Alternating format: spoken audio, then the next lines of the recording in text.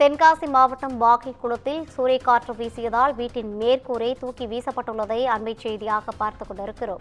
இதுகுறித்தான கூடுதல் விவரங்களை வழங்குவதற்காக நமது செய்தியாளர் தேவமாணிக்கம் இணைப்பில் இருக்கிறார். வணக்கம், கூடுதல் விவரங்களை வழங்கலாம் சார். வணக்கம் வணக்கம் ரவினா. கேரளாவில் தென்மேற்கு பருவமழை தற்போது தீவிரமடைய தொடங்கியுள்ள நிலையில் தென்காசி மாவட்டத்தில் கடந்த சில தினங்களாக பலத்த காற்றுடன் மழை பெய்து வருகிறது. இந்த நிலையில் நேற்று இரவு முதல் கடையம் அருகே உள்ள வாகைக்குளம், கல்யாணிபுரம், சிவசேலம் உள்ளிட்ட பல்வேறு கிராமங்களில் பலத்த காற்று வீசி வருகிறது.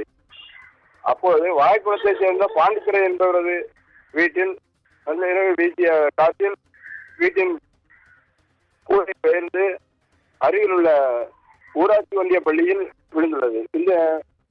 இதனால் அந்த ஊராட்சி ஒன்றிய பள்ளியில் அமைந்துள்ள அந்த ஆர்ட் பகுதியானது சேதமடைந்தது. தொடர்ந்து அந்த பகுதியில் உள்ள முக்லாதியம்மன் கோயில் அருகில் உள்ள வேப்ப மரமும் வேரோடு சாய்ந்துள்ளது.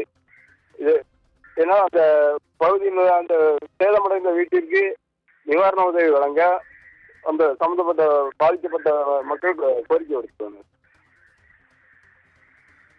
வணக்கம். கூடுதல் விவரங்களை வழங்கியமைக்காக நன்றி தேவமாணிக்கம்.